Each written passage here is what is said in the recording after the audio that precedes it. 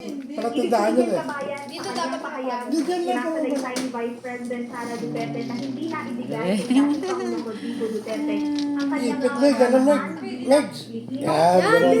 citizen ng Pilipinas. Umaayos Sa na halip yun. ay sapilitan umano siyang dinadala sa isang lugar sa ibang bansa, partikular na sa the Netherlands, kung saan lilitisin siya para sa mga kasong crimes against humanity.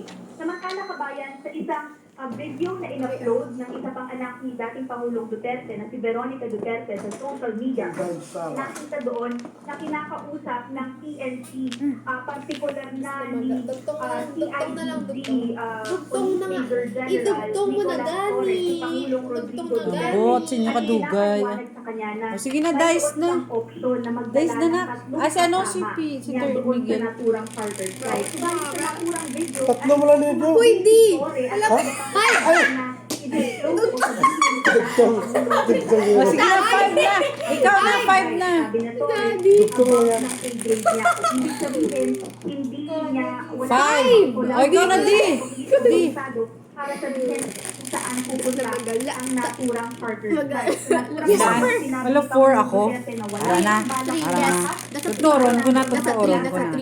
Oo, totoo. Sabi ko, totoo na eh. Nasa Villamor Air Base. Ngunit hindi Bilang na. napigilan 1, ni dating 2, Pangulong